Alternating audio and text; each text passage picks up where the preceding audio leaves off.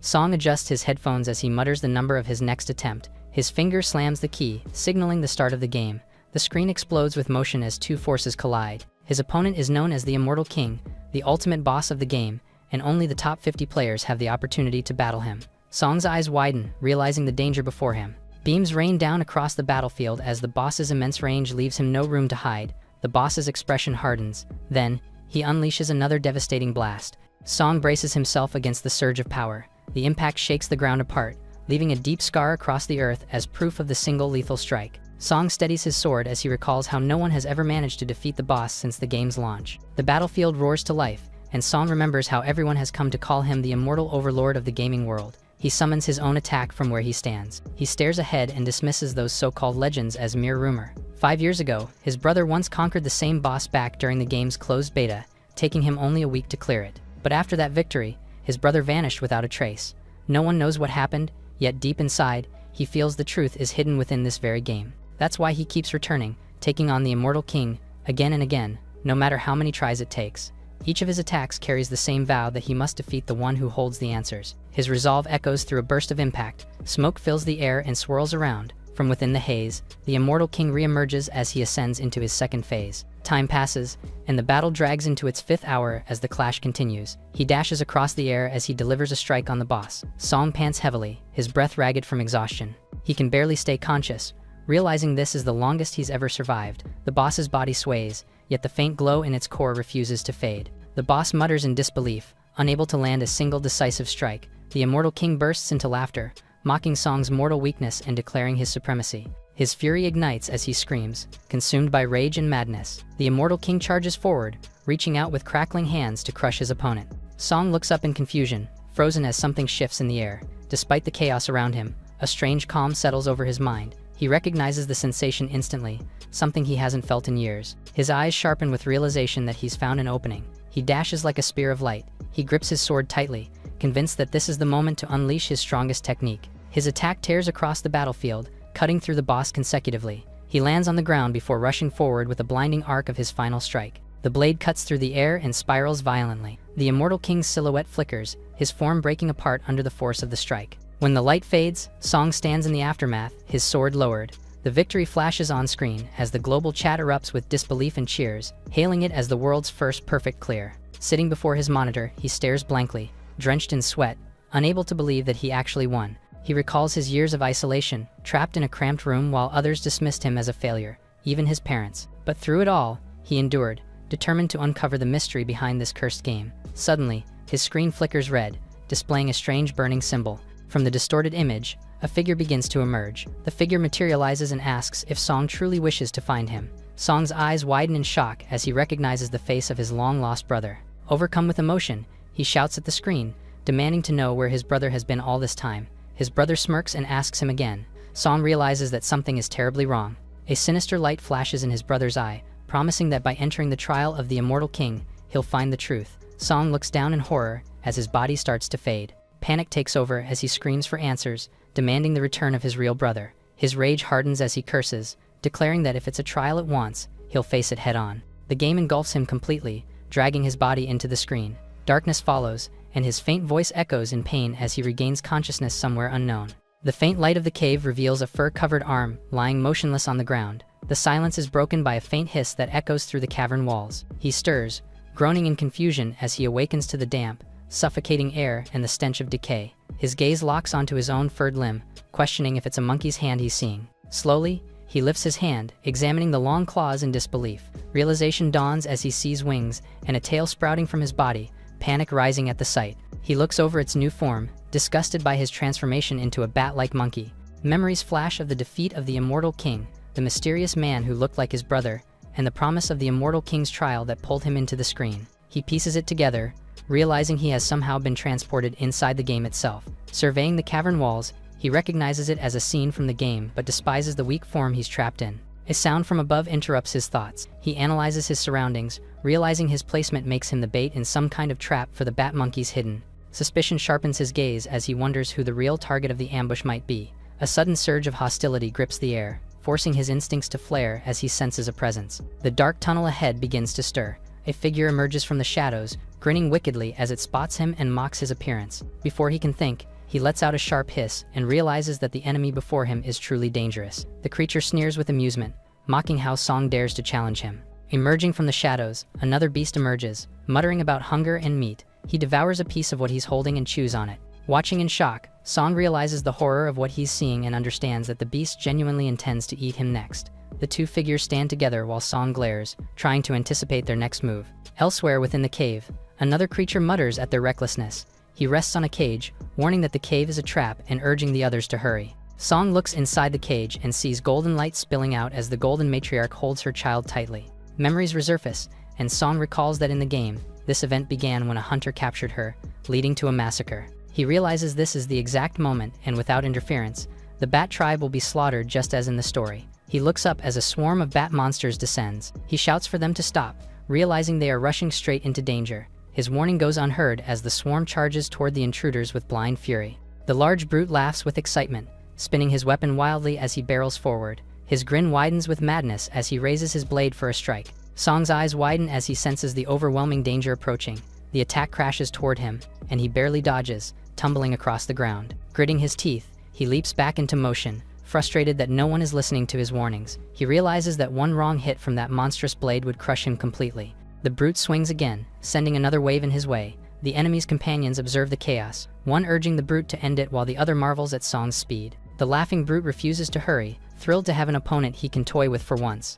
Song clenches his teeth, furious that the enemy treats him like an act of entertainment. His eyes sharpen as another attack comes. He leaps aside just in time, narrowly avoiding the sweeping attack. His eyes dart toward a weapon nearby, and he reaches for it. He channels energy for a counterattack. He grips the weapon tightly, confidence returning as he readies himself, but his confidence falters when the brute appears behind him. With a roar, Song retaliates and launches his most potent attack straight at the brute closing in.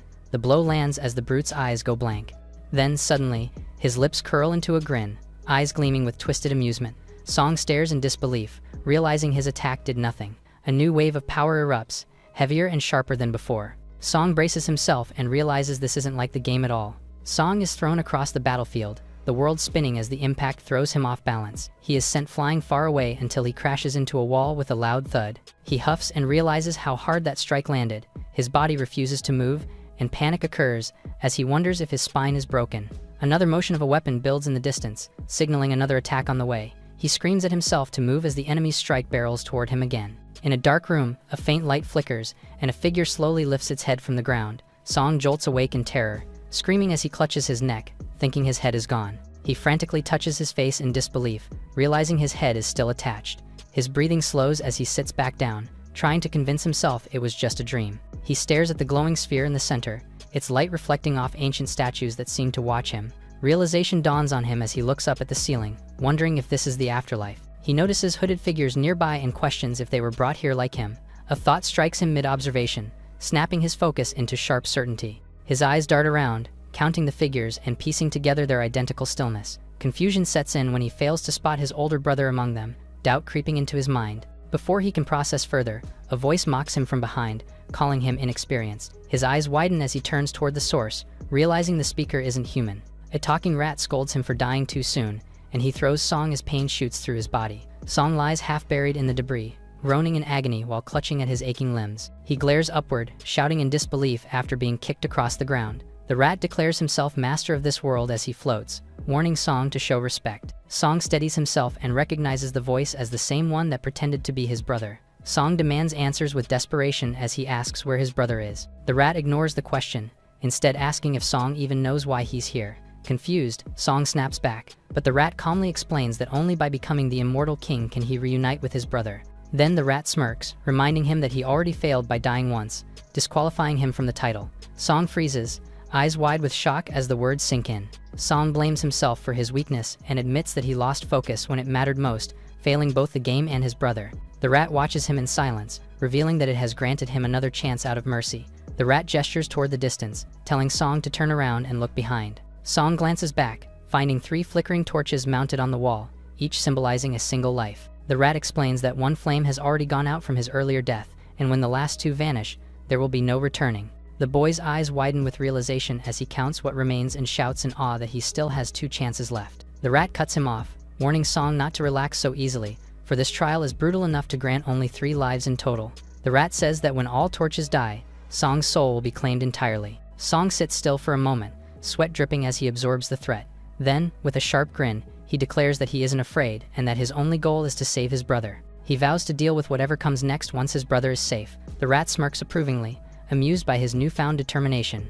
A sudden burst of light forms behind the rat, signaling the appearance of a gateway in the air. The rat announces that the portal of rebirth has opened and that it will send him back to the cave where his journey began. Finally, the rat's face turns dark and ominous as it commands him not to fail again. A beam of light engulfs Song, spiraling outward as the portal beneath his feet activates. The golden energy shoots upward into the portal of rebirth. Song is then transported to the cave where he was last defeated. Song gasps for air, eyes gleaming with disbelief and triumph, as he realizes his resurrection is real. He looks toward the dark tunnel ahead, recalling how the intruders once escaped through that same path. His thoughts race, fearing they might return with reinforcements if he does nothing. Determination sharpens his expression as he decides to act before it's too late. His foot slams against the ground. Wings unfold from his back as he soars into motion, vowing to confront the hunters again. He dives through the twisting tunnels, planning to use the bat monkey's abilities to his advantage and trap his enemies forever within the cave. The stout beast cuts through a group of bat monkeys rushing to him.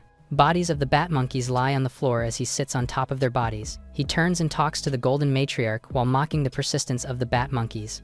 The stout beast drags the golden matriarch up by the hair, demanding answers angrily. He grins at the blocked cave entrance, mocking the failed attempt to trap them.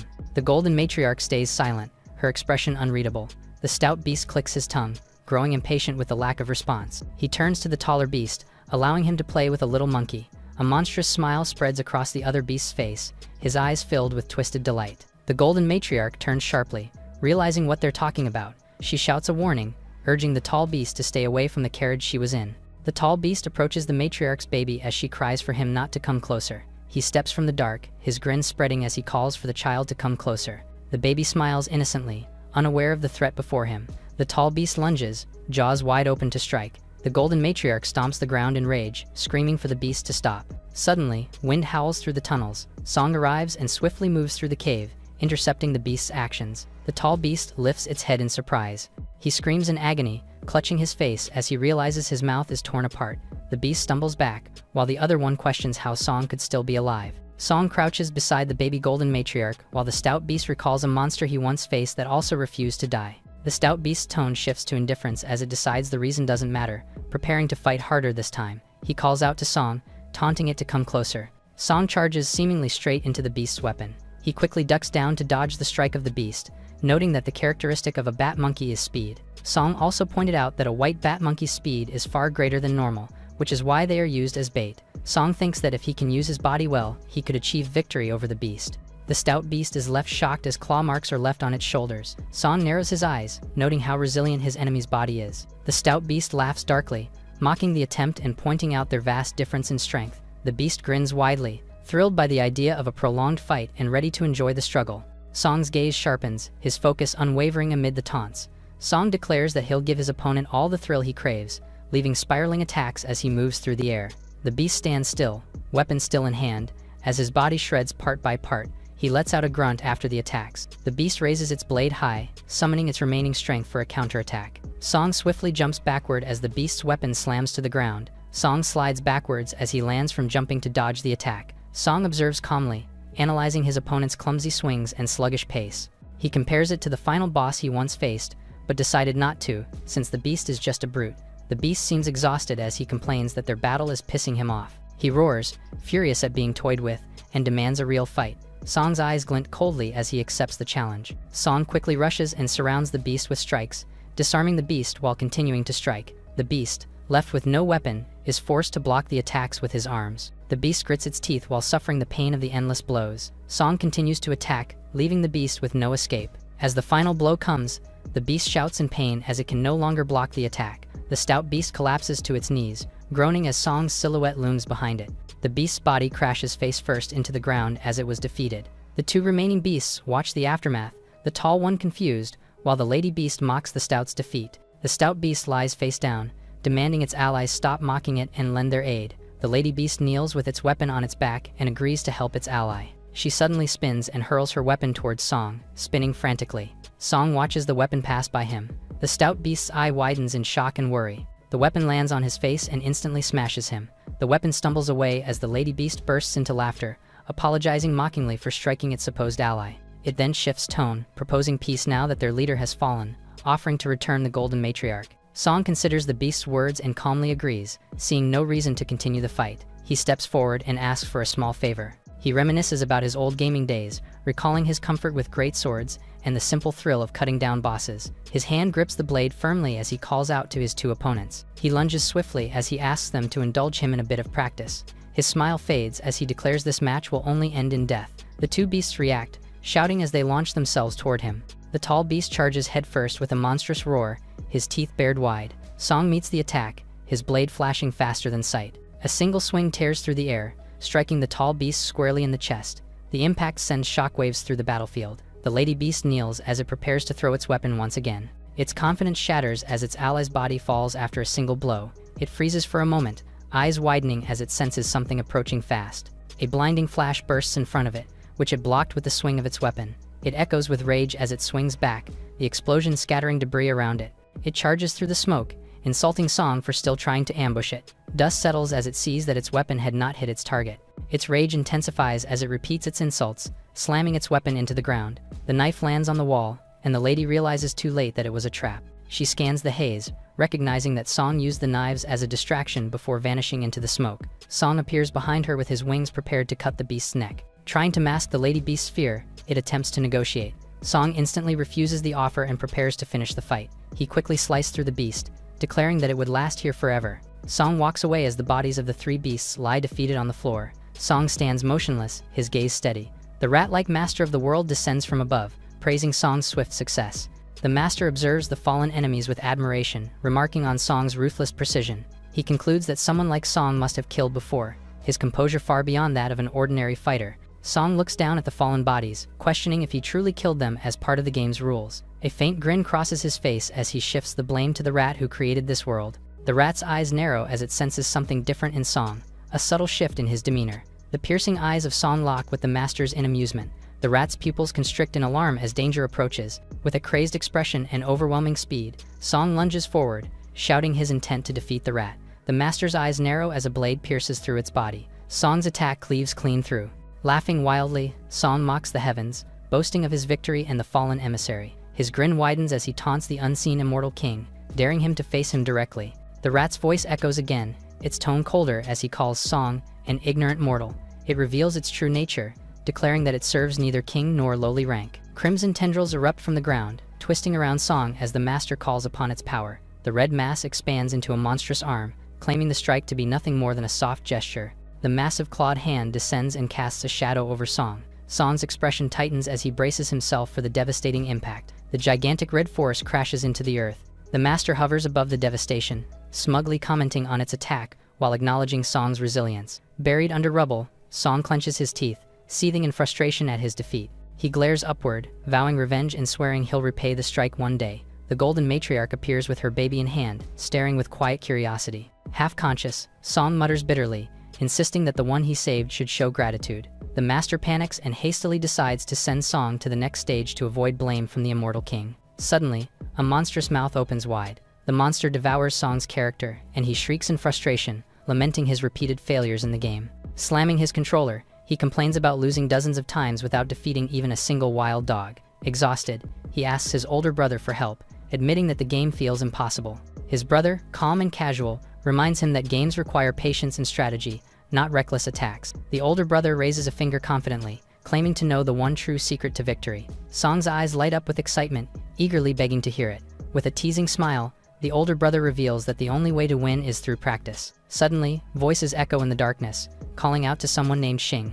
A loud, commanding man shouts the name repeatedly, and Song wonders who Xing even is. He winces as a hand grips his shoulder painfully, insisting that his name is Song and not Xing. He looks up and sees a crowd of tribal warriors surrounding him. Realization dawns in his eyes as he looks up in alarm. He panics, thinking the hunters are preparing to attack. Fueled by fear and confusion, he lashes out, declaring he won't die without a fight.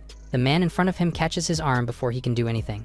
The man yells furiously, accusing the young man of losing his mind and questioning his loyalty to the team. Song tilts his head, stunned to realize he's apparently part of the same group. He stares at his own hands in disbelief, discovering his body is human again. Looking around, he recognizes the landscape and begins to recall where he is. He identifies the area as Broken Cliff Valley, home of the hunters. Gazing up at the sky, he confirms his suspicion that he has indeed transmigrated again. The captain scolds him harshly for daydreaming on his first patrol, threatening punishment once they return. He returns a weapon to Song. Another guard encourages him to work harder and warns him not to upset the captain again.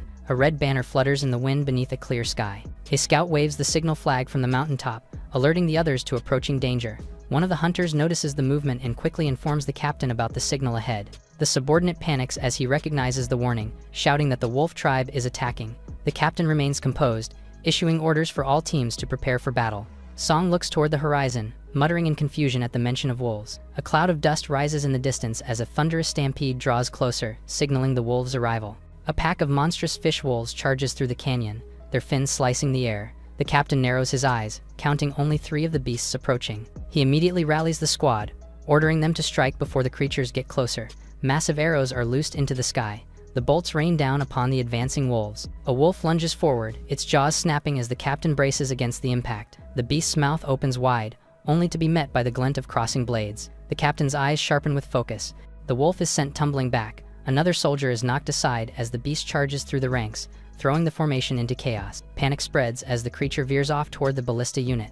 The captain shouts for Song to intercept before it escapes. Song steadies his spear as the charging wolf barrels toward him. He exhales and recalls his own words about strength, realizing effort alone isn't enough without skill. With perfect aim, he dives down, thrusting his weapon into the wolf's exposed weak point. He channels all his strength into a single downward strike, and his spear pierces straight through the wolf's skull. The soldiers watch in disbelief, calling out how Song managed to hit the creature's artery in one blow. Dust clouds the battlefield as they strain to see if the monster has fallen.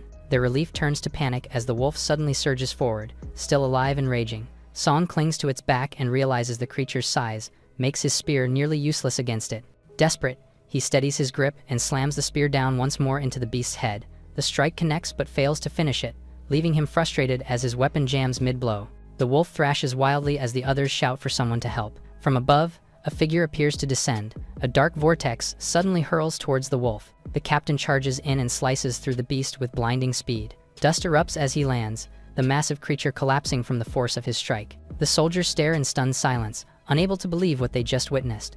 Their awe turns into excitement as they cheer for their captain's incredible feat. Song groans, catching his breath as he pushes himself up from the dirt. He looks on in disbelief, realizing the captain decapitated the monster in a single blow. The others rush over to check on him, but Song brushes it off, insisting he's fine. The captain confronts him sternly, scolding him for recklessly jumping into danger. He advises Song to prioritize his own safety and trust his teammates in future fights. The captain gathers the squad's attention, raising his voice as they prepare for what comes next. The captain announces Song's official place in the unit, warning everyone not to mess with him. The group responds in unison, welcoming him with newfound respect. His comrade laughs, teasing him for earning the captain's favor on his first day. The captain orders half the team to stay alert while the rest clean up the battlefield. The men begin to move. Song looks at the corpse and reminds himself that only the strong survive in this land of immortal kings. As the horizon burns orange, he vows to adapt quickly or be left behind. Over the ravine, the unit starts collecting the remains of the slain creatures. Song remembers all the battles he's fought in this gorge. Flames engulf the memory of war,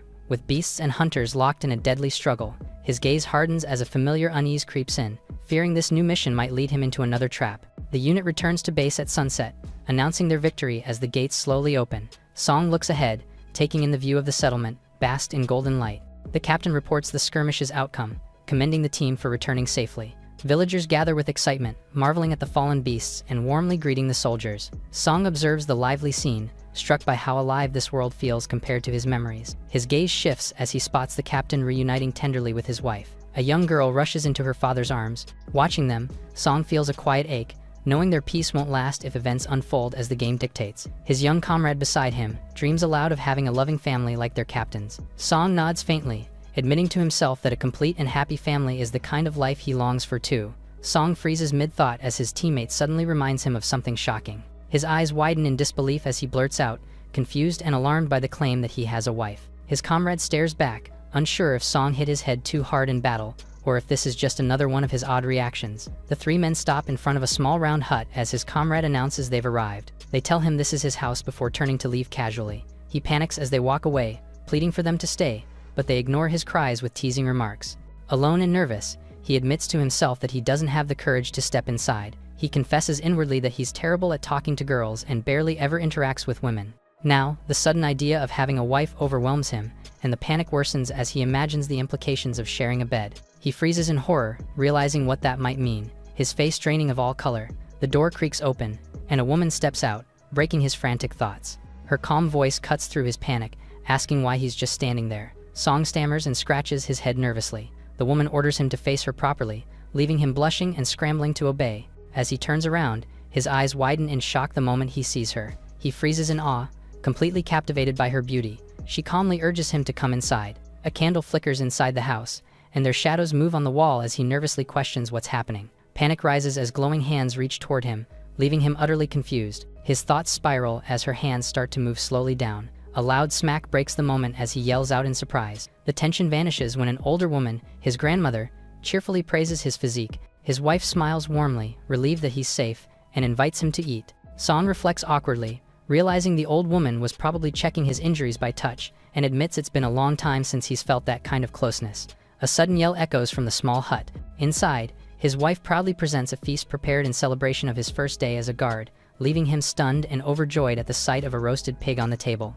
With chopsticks in hand and a wide grin, he dives into the feast, ready to eat to his heart's content. She clears her throat softly, reminding him to keep his manners in check. Slightly embarrassed, he slows down, mumbling that she's a bit too strict. His wife turns to his grandmother and feeds her caringly. Warm light glows from the window as the three share a quiet dinner together. Under the sky, memories stir in Song's mind as he remembers his own family meals. He recalls how everything changed after his brother disappeared, leaving only shouting and resentment in his wake. The weight of it all tore the family apart. Surrounded by trash and empty cans, he wonders when he last sat down to enjoy an authentic meal. Back in the present, his hands tremble slightly as he eats. Frustration boils over as he slams the table, snapping his chopsticks in anger. Without hesitation, he storms out into the night, leaving the warm glow of the house behind. Inside, the grandmother looks puzzled as she wonders why her grandson left so suddenly. The wife smiles faintly, assuring her that he'll return soon. Out in the cold night, he runs through the rocky paths, cursing himself for losing focus. He stops to catch his breath, scanning the village for a way out and thinking of how trapped he feels. His eyes dart around, realizing the only exits are the large fortified gates guarding the town. He finally spots the massive wooden gate looming ahead. He stares up at its towering height, realizing it's far more imposing than he remembered. He wonders what awaits him beyond the walls and what path he should take next. Desperation fuels him as he starts climbing the towering gate, determined to escape no matter the cost. A voice suddenly calls out from the darkness, warning him to reconsider his reckless plan. A man sits casually atop a rock, mocking as he warns about the dangers lurking beyond the mountains. Song glares up, demanding to know who this stranger is and what he's doing here. The mysterious figure smiles playfully, pretending to be amused by the question.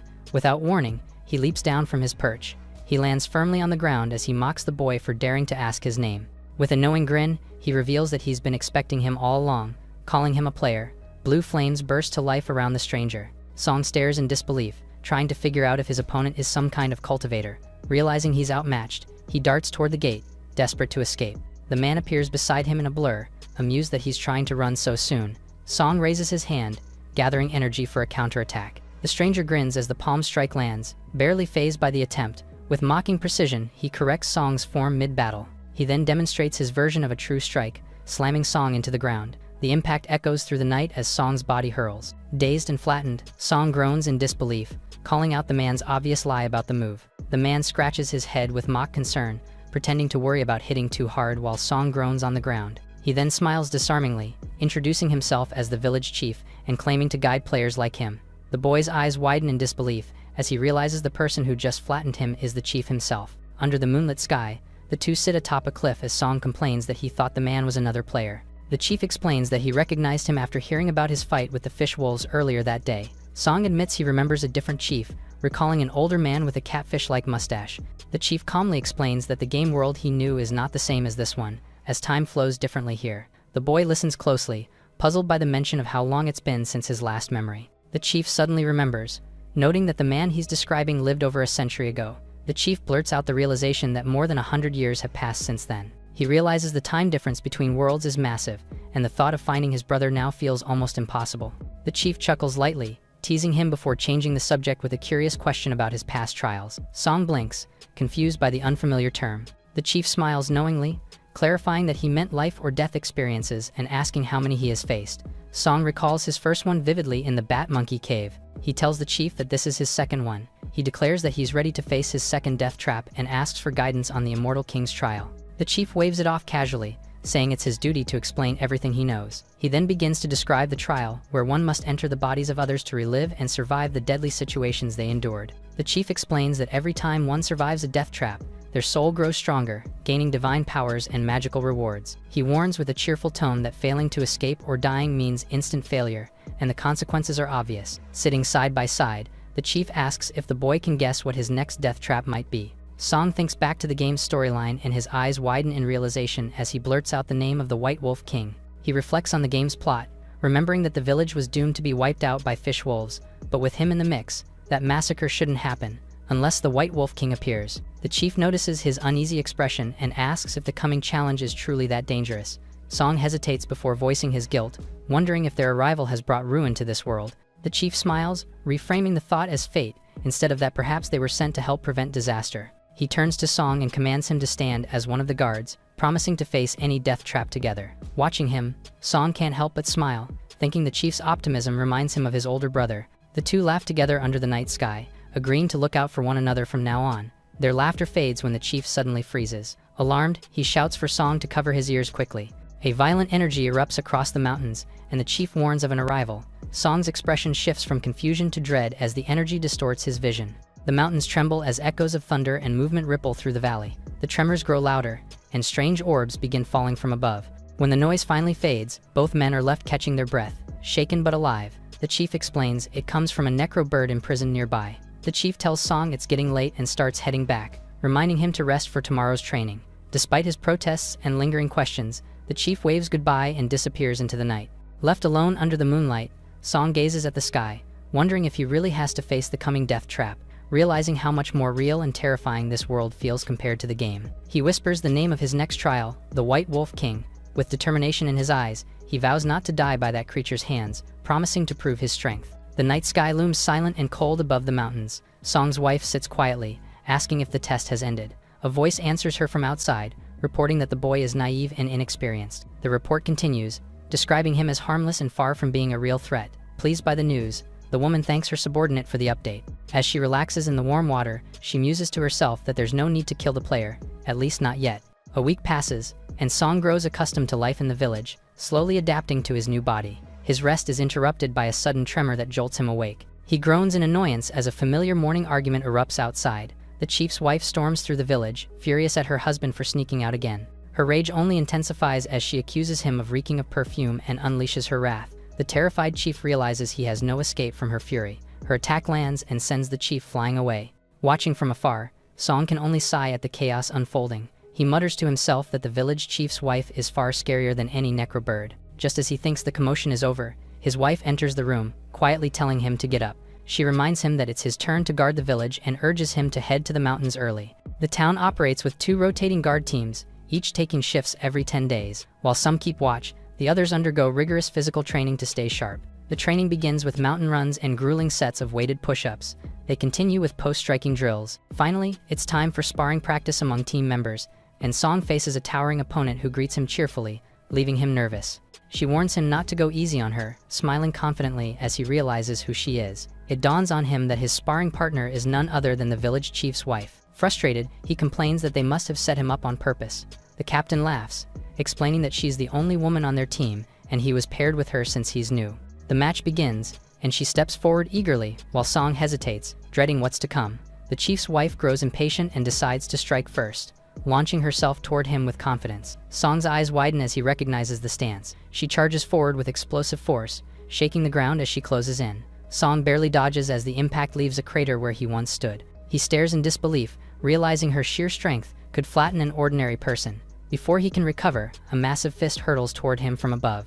He freezes, unable to react as her relentless assault continues. A flurry of blows rains down on him, each strike faster than the last. He steadies himself, analyzing her rhythm and speed as he begins to adapt. But his confidence falters when he suddenly senses something unexpected approaching. The chief's wife unleashes a devastating blow she calls the wrecking ball, catching Song completely off guard. The impact lands squarely on his face, sending him flying through the air. His body hurtles across the field as his teammates scatter in panic to avoid him crashing into them. The group watches in shock, unsure if he'll survive such a powerful hit. The chief's wife narrows her eyes, while the captain expresses disappointment. Buried in the dirt, Song lies motionless as they assume he'll be out for days. But moments later, he groans as he rises, furious at how much it actually hurt. The chief's wife praises his endurance and asks if he's ready to continue. Song accepts, but first decides to ask her a question before resuming the match. He asks how many fish wolves she could handle on her own, confusing her with the sudden topic. She admits she could barely take on one, and that only their captain could fight such a beast alone. Song grins to himself, realizing he still has a long way to go before facing the White Wolf King, and decides this is the perfect moment to measure how far his current strength can take him. Catching his breath, he thanks the woman for answering his question, preparing for another round. He cheerfully declares that once he beats her, his next target will be the captain. The woman looks stunned, while the captain stares back in disbelief, wondering if the kid is serious. The others whisper among themselves, confirming that they heard him challenge the captain.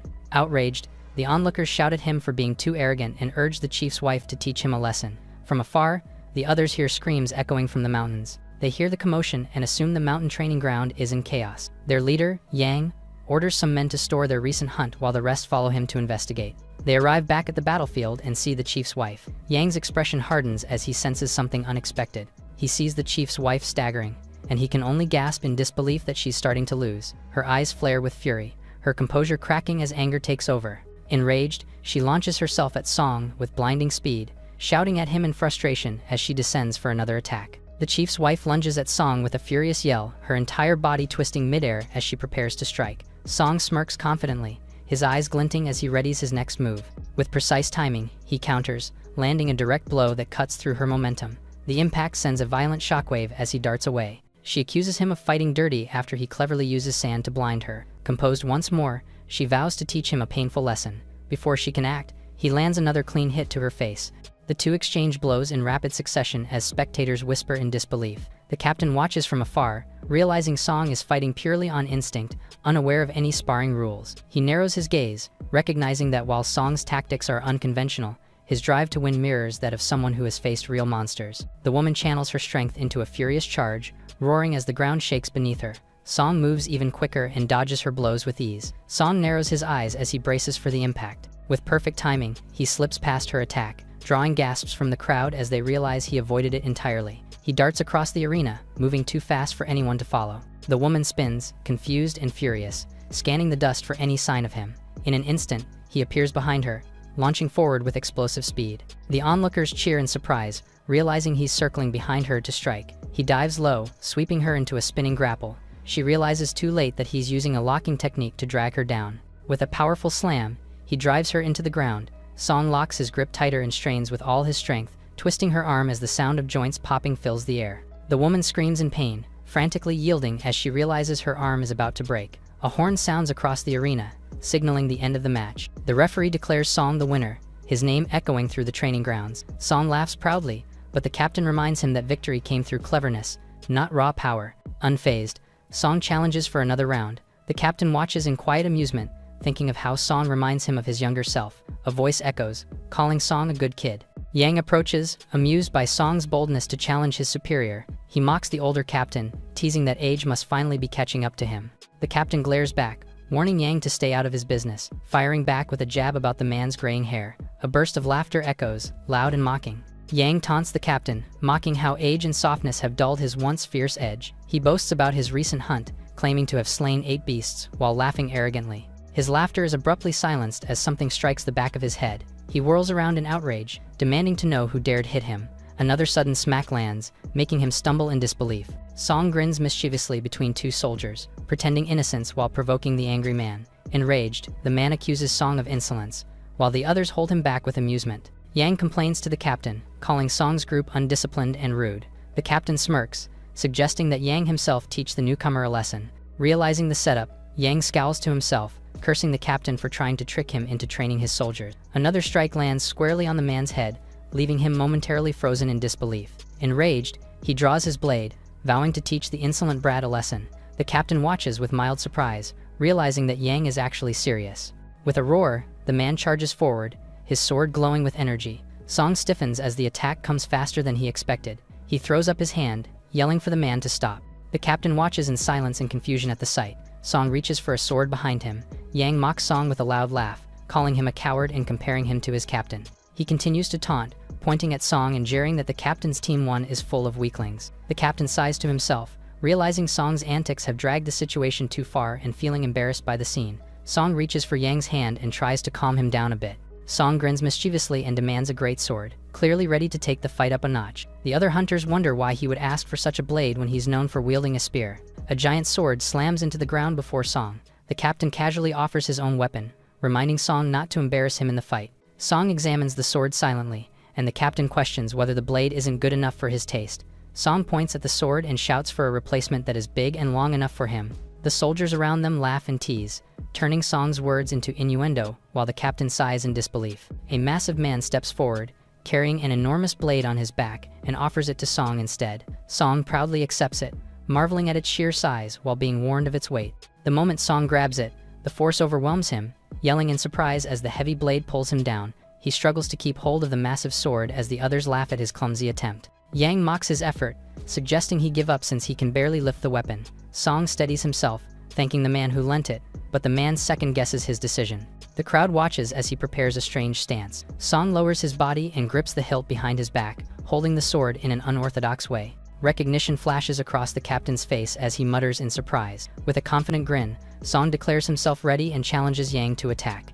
Yang freezes, shocked that Song is taunting him and offering the first move. Furious, Yang charges forward, shouting as Song braces his stance. Song twists his body and swings the massive blade in a spinning motion. The rotation builds into a blinding whirlwind. Yang lifts his sword in defense, bracing himself as the roaring spiral bears down on him.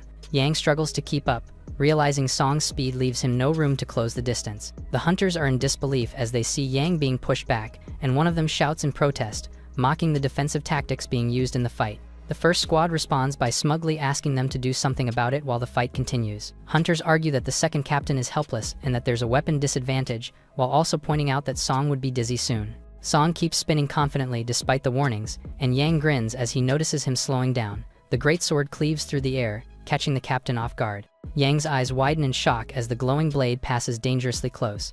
Hunters are questioning how he managed to swing a weapon that heavy so fast, while some accuse him of faking his earlier struggle. As the great sword swings downward, the captain realizes Song kicked the blade mid-swing to accelerate it. Song continues slicing through the air with repeated, powerful strikes. Yang struggles to defend, unable to block the combined force and velocity of the attacks. Yang begins to understand that Song has been using technique and timing rather than strength. The great sword spins once more, disarming Yang completely and sending his blade flying across the arena. The shockwave settles as Song smashes the sword to the ground to stop its motion.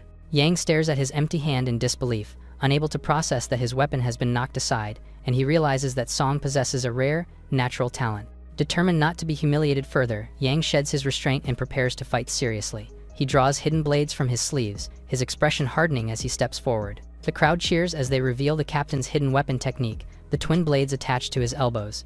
The captain glares sharply, silencing their chatter as tension fills the air. From behind, the captain reminds Yang it's only a spar, but Yang's pride burns too fiercely to hold back. With fury in Yang's voice, he unleashes his aura, crouching low as energy surges around him. Song watches silently, sensing the sudden power shift. A heavy pressure envelops him, making it hard to breathe. Song's instincts scream as he visualizes a force towering over him, like a giant cobra ready to strike. Yang bursts forward in a blur of speed, launching his attack. A massive spectral serpent lunges forward. Yang's movements blur as he attacks with the glowing trails of his blades, weaving through the air. Song braces himself in frustration, blocking the quick attacks. Yang's eyes burn with intensity as he taunts Song. Song tenses, barely tracking the dark blur.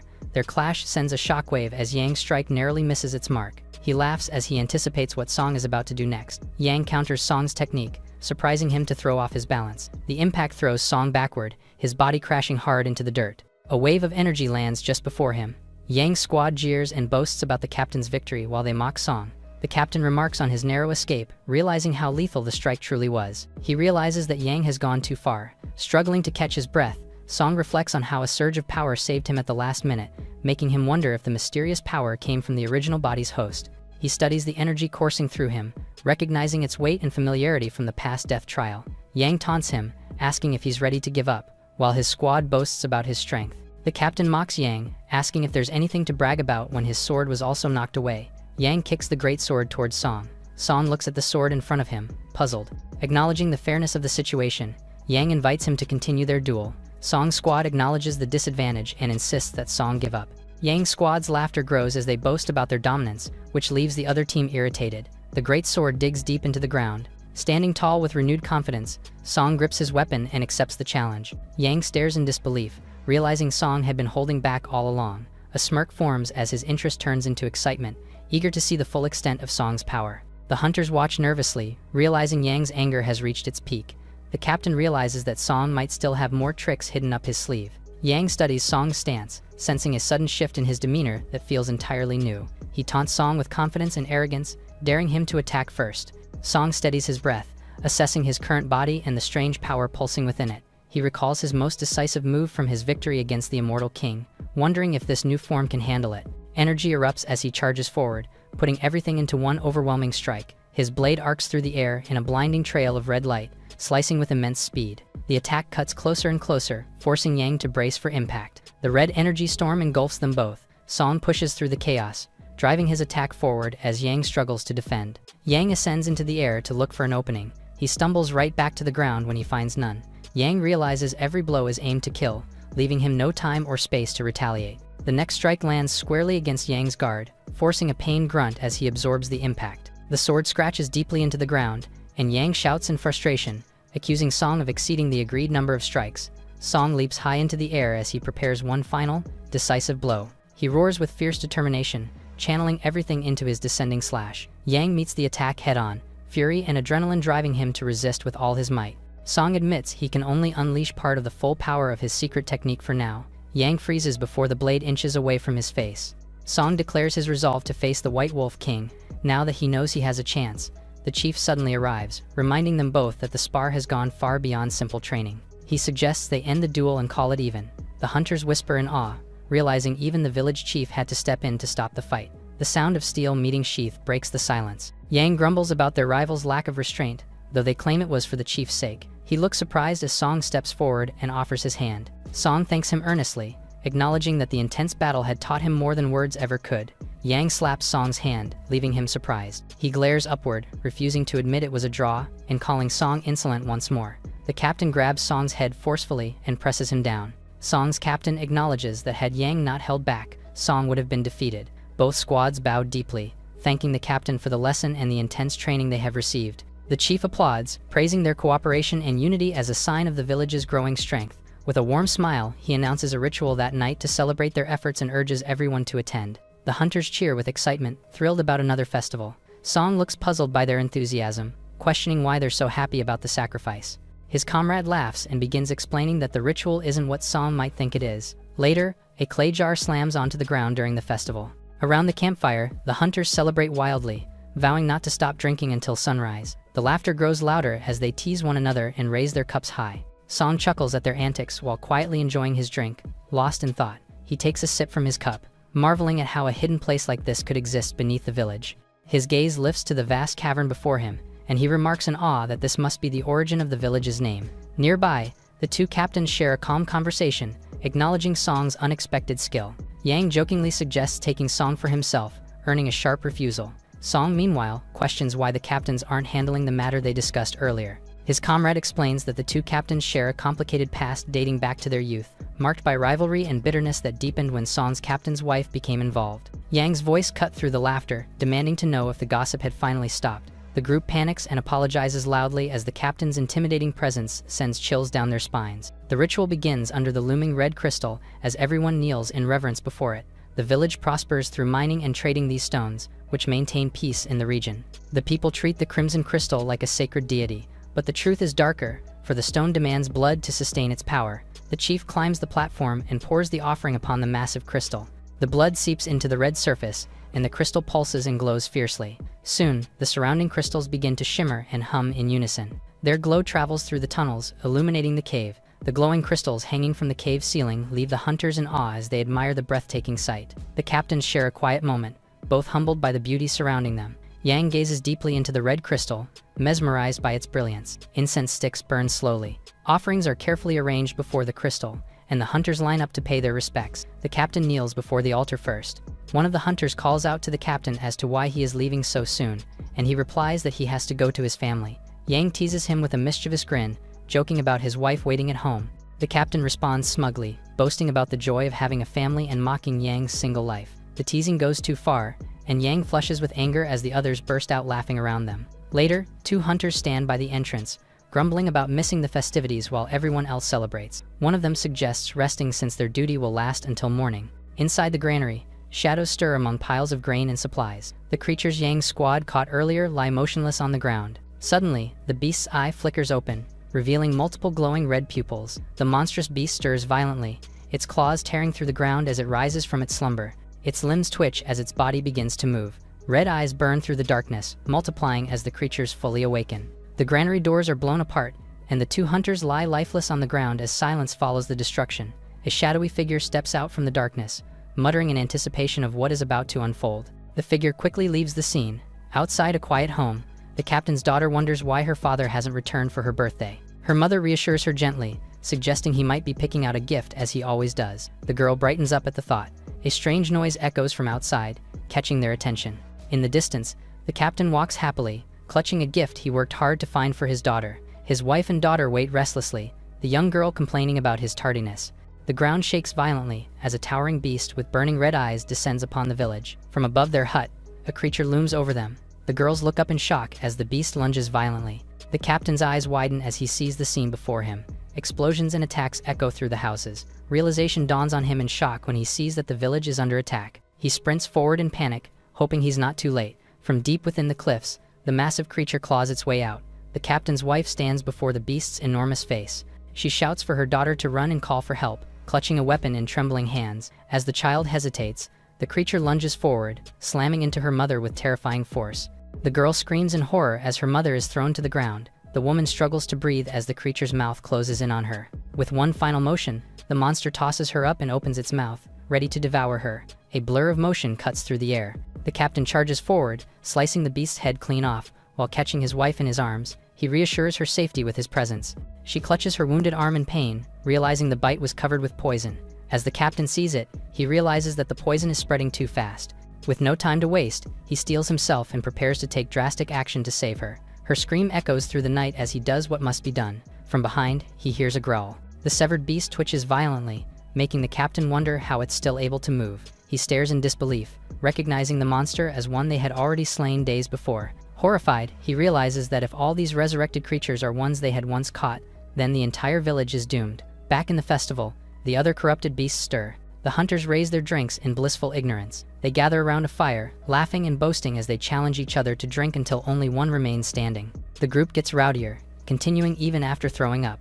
Away from the noise, Song drinks quietly, amused by how easily the others got drunk on weak liquor. He sits unaware of the beast, preparing to devour him as he remarks on how peaceful the night is. The beast spirals above Song and his comrade. In an instant, blood splatters before him. His eyes widen as his comrade mutters his name. His drunk comrade jokes about Song staying out late, unaware that his arm is already missing. His voice falters as he collapses, while the others laugh drunkenly. The laughter halts as a shadow blurs through the air, slamming into one of the hunters.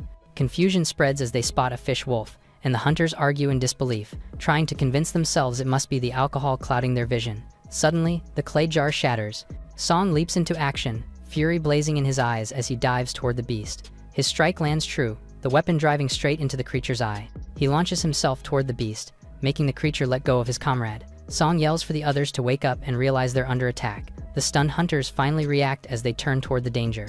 The fish wolf attempts to strike Song in surprise. One of the hunters intercepts and attacks the monster before it reaches Song. The hunter dives, ready to deliver a blow. The guards ready their weapons as one of them orders everyone to prepare for combat against the revived beast. Panic spreads as others are told to alert the village chief before the situation worsens. The massive creature emerges, surrounded by hunters who are desperately trying to contain it. One of them instructs Song to head outside and check on the situation.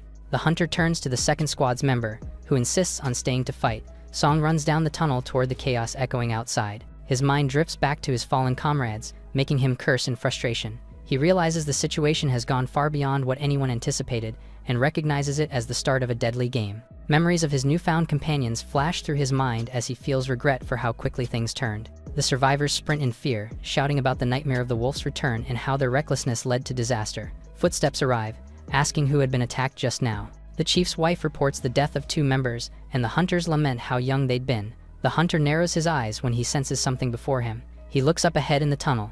The ground trembles as a massive force crashes through the tunnel, causing the hunters to recoil in shock. A hunter collapses in terror as he faces monstrous fangs. Song calls out to them, demanding to know why they'd stopped and urging them to leave now. His words end abruptly as his eyes widen in shock. In the darkness ahead, the towering beast exhales heavily. Hunters stare in horror, paralyzed, as one of them begins to tremble uncontrollably. The creature growls incomprehensibly, its voice twisting between rage and madness. Song's eyes widen in shock as he recognizes the terrifying voice. He yells once again for everyone to get out of the way. The tunnel fills with a chilling echo. A violent gust tears through the passageway. The monstrous limbs whip through the air, striking the hunters and sending them screaming in pain. Song braces himself as the attack barely misses him. Two enormous beasts emerge from the mist, their eyes locking onto the hunters. They realize in fear that more creatures have appeared and wonder how many have invaded the village. Song calculates the grim situation, knowing they can't escape without dying at the hands of the creature outside. He gazes at the beasts in front of him and decides there's no other way. He resolves that the only way forward is to destroy every one of them first. Meanwhile, back in his house, his grandmother worries about his absence while his wife reassures the old woman, offering to check outside. A wolf looms near, while Song's wife tries to put his grandmother's mind at ease. Suddenly, a loud crash shakes the house, startling both women. In an instant, the creature flies away under a massive force that strikes it. The injured beast whimpers weakly, its body covered in wounds. A glinting spear appears, along with a woman's shadow.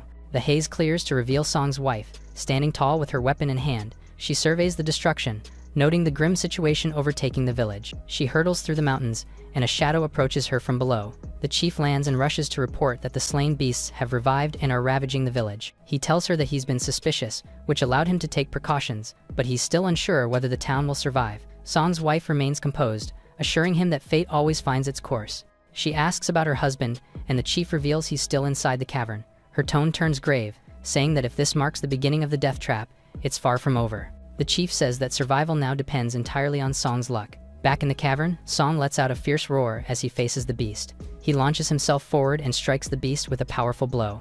The monster whimpers as it's sent crashing into the ground. The exhausted men stand over the fallen creature, relieved that the relentless battle has finally ended. They remark on how the beasts, though fast, lacked true strength and were not as terrifying as they first appeared. The group checks their injuries, realizing that most wounds are shallow and easily manageable.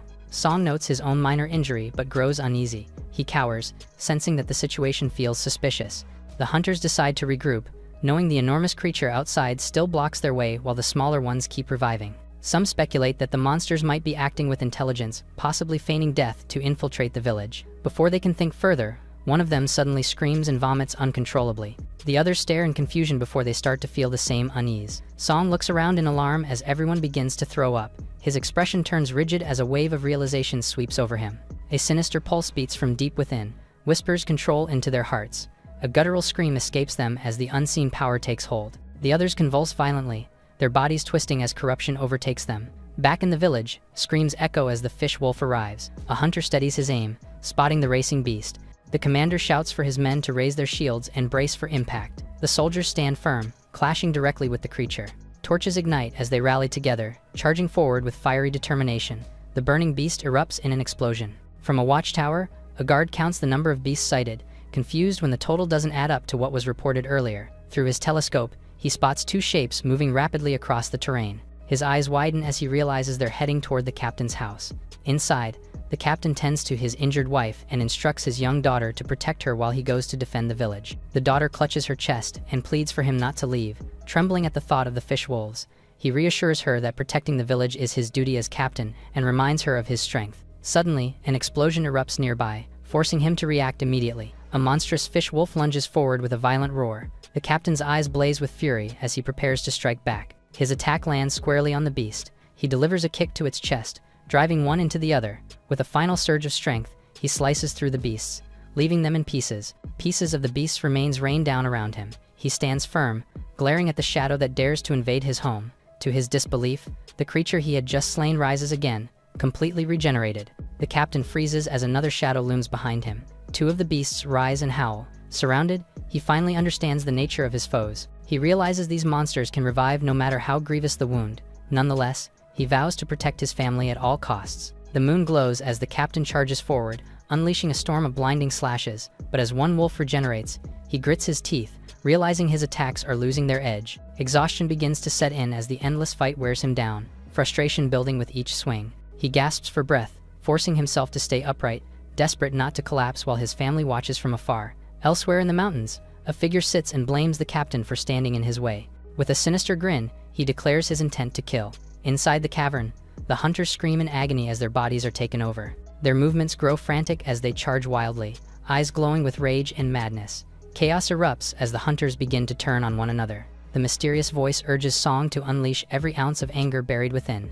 A memory surfaces of his brother stretching and greeting him. Song's brother turns in confusion as he sees Song sitting on the floor, gaming. His brother jolts in shock to see him awake, while Song merely boasts about being able to defeat the fish wolves more easily now. His brother points out the window, revealing that dawn has already arrived. Unfazed, Song mistakes the bright sun for a giant moon, while his brother glares in disbelief. Song panics when he realizes he's been playing all night and fears his parents' wrath. He hears barking outside and immediately assumes his parents have come looking for him. The game controller is instantly thrown to the ground as their father storms in angrily, scolding both of them for wasting time and staying out all night. Song's father condemns his brother for hiding and being a bad influence. The lecture continues, filled with disappointment over their choices and disbelief that either could make a living gaming or streaming. Song snaps and defends his sibling, shouting that his brother is not a failure. Fueled by anger, he declares their independence, rejecting the family's expectations and vowing to live by their own choices and dreams. The father's anger boils over as he grabs a can from the table, furious that his son dared to talk back. The throne can burst open midair. The older brother takes the hit meant for Song, the drink spilling over his head as the younger one flinches in fear behind him. The younger brother stares in shock, calling out to his brother. The older brother responds calmly, taunting their father for losing his temper so easily. He tells Song to stay strong, to hold on to his resolve and never be shaken by others' words. Back in the cave, Song stares up, haunted by doubt and fear. A sinister voice echoes in his mind, urging him to kill without hesitation. He screams in agony, fighting to silence the voice that torments him. The Rat Master appears, mocking him and declaring that his downfall has just begun. His eye snaps open sharply as Song throws a punch with blinding speed. The blow lands squarely on Song's own face. The master stares in disbelief, realizing Song is hitting himself. Song continues to pummel himself relentlessly, fists flying in a flurry. He gasps in pain, clutching his throat as his body trembles. The force sends him crashing to the ground. Bloodied and panting, he steadies himself, suddenly understanding something. Song declares his true identity as the host, finally realizing his own strength. He reflects on how he had never truly understood the immense power that came with being the host until now. He recalls all his past struggles, punishments, and moments of hardship that shaped his resolve. Surrounded by darkness, he stands tall against the voice that taunts him. A sinister voice echoes, claiming ownership over his heart. Dark tendrils coil around it, consuming it piece by piece. The voice taunts him, promising to devour him slowly. He responds in defiance, and power surges through him as he resists the consuming darkness. A flash of light bursts out, catching the controlled hunter's attention. Amidst the chaos, the Rat Master looks on in shock as the explosion subsides. It realizes with intrigue that Song has managed to achieve rebirth. The swirling red mist fades, leaving behind the aftermath of Song's transformation.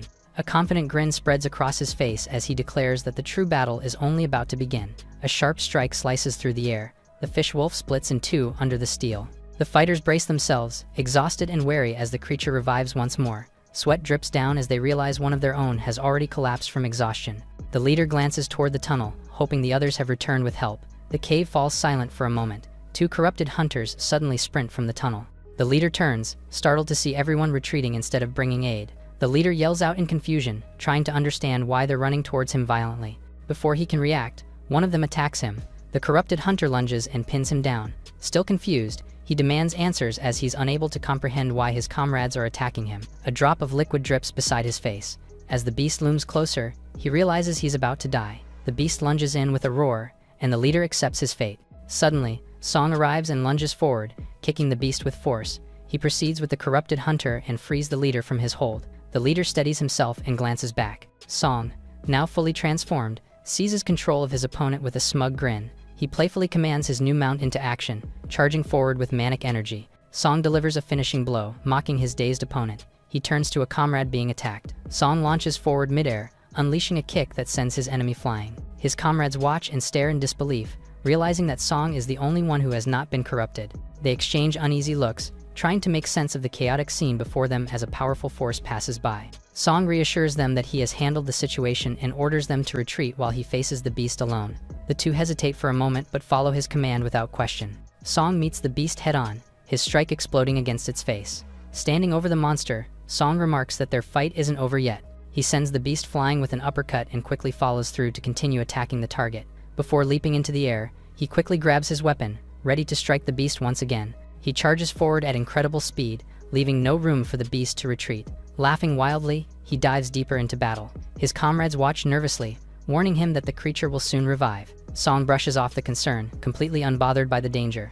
Raising his blade high, he declares his intent to end it once and for all. With a devastating swing, he slices downward multiple times to leave the monster in pieces. He grins fiercely, daring the beast to recover from such a brutal attack. His laughter echoes through the cavern. His allies exchange uneasy glances, beginning to wonder if Song himself is still in control. Song slams his weapon into the ground. Breathing hard, he relaxes his grip and assumes the battle is finally over. Dark tendrils of energy begin to rise from pieces of the beast. Song stares in disbelief, realizing the creature still clings to life. He notices a sinister drop of black liquid swirling at the heart of the vortex before him. The dark liquid churns violently, taking on a monstrous form. Song recognizes the blood as the wolf's source of power and deduces that the beast is being controlled through it. With a grin, he declares that this power is nothing but nourishment for him. He quickly consumes the liquid, letting out a howl. The two hunters stare in disbelief as Song swallows the black liquid. Song's face twists into a demonic grin as he declares his hunger for more power. Back in the village, the captain huffs among the chaos. He gasps for breath,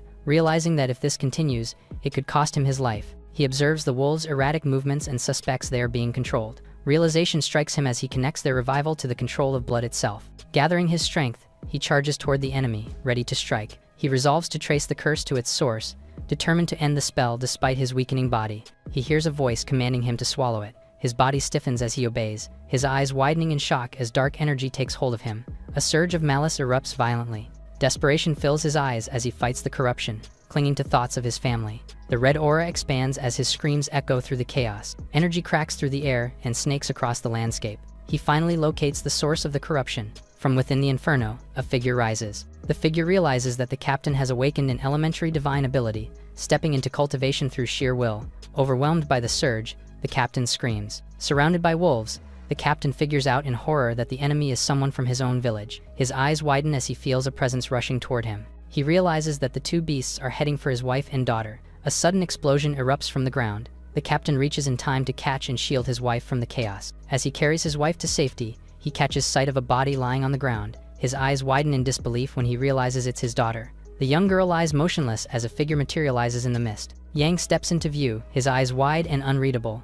Recognition flashes in the captain's eyes as he mutters Yang's name in shock. Yang's eyes glow red as he raises his weapon to strike the captain's daughter. The captain shouts with fury, demanding Yang to stop. Yang's face twists into a nightmarish grin. 30 years ago, the rain poured heavily in the mountains. A man shouted furiously, his blade raised high as he threatened to cut down his enemies. Another man kneels before him, eyes wide as the shining edge of death rushes toward his neck. But in that instant, another warrior intercepts the strike. Both men crash to the ground, shocking the executioners. Voices start to clash in panic as they mention that Yang and the captain are up ahead. Back in the present, a drenched sword looms above the captain's daughter. The captain kneels weakly above his daughter. The sword pierced through his back instead. He begs Yang to spare his family, reminding him of a life once saved. Yang smirks, revealing that the threat to his family was only bait to lure him into this fatal trap. Gloating, he mocks the captain's loyalty and declares his intent to claim everything he once protected. After delivering the captain's final blow, he dashes away from the scene. The captain collapses, his name fading into the wind as he hits the ground. Yang dashes through the mountains, relieved that the biggest threat is now gone. He revels in his alliance with the White Wolf King, already imagining himself as the new ruler of the village. Suddenly, his smug confidence falters as he spots something ahead. Surprise envelopes him as he sees Song on top of a massive fallen wolf. Yang sneers, resolving not to allow Song to escape. Moments earlier, Song stood in the center of a storm of power, consumed by his own growing strength. His comrades watched in disbelief, wondering if he had finally lost his mind. Suddenly, Song's expression shifted in confusion. He spat out the liquid from his mouth. The liquid splattered against the red rock, instantly confusing his comrades. The sacred stone began to react with rising energy. Song noticed how the stone started to absorb the blood, just as it had during the ritual. He grinned wickedly, realizing the power that was awakening before him. He took his sword by the hilt. With a roar, he strikes the rock in half, and his comrades couldn't help but scream. They rush in to restrain Song, shouting for him to stop before he does something irreversible. They plead with him, reminding him that the crystal represents their sacred faith. Song counters, arguing that their faith could be turned into a weapon powerful enough to face their enemies. He gives them an ultimatum of whether to die, protecting their belief, or to survive by wielding it. The two hunters stand in silence before nodding in agreement, acknowledging the decision with respect. The red crystal cracks, and Song carves out a massive chunk, ignoring the others' protests about wasting the sacred material. From the remains, he lifts a giant crimson broadsword and admires the weapon's weight and strength as if it were made just for him. Declaring the village's fate to be in their hands, he strides out with confidence. Without hesitation, he charges out of the cave. His comrades hesitate nervously, debating whether to follow his example or risk punishment. Their discussion is cut short when another hunter suddenly joins in, demanding his own weapon. The newly awakened hunter declares his intent to wield a giant hammer and prove himself in battle. Encouraged, the others excitedly choose their weapons, eager to join the fight and become heroes. Moments later, the three stand fully armed, each wielding a weapon forged from the red crystal. One of the hunters proudly announces that his massive hammer is complete. His comrades stare in disbelief as he lifts an enormous weapon, far larger than necessary. The red crystal looms silently behind them, a large chunk consumed. The ground shakes as the giant hammer is slammed down to test its weight and strength. As they rush forward, the group spots traces of battle and realizes Song was right about the ambush. They approach the cave cautiously, noticing that both the beast and Song are nowhere to be seen. Confused, they scan the terrain, wondering where their ally has gone. A dark vortex forms in the sky, and the men below look up in shock, shouting as they spot the storm. In an instant, the whirlwind crashes down and strikes the ground before them.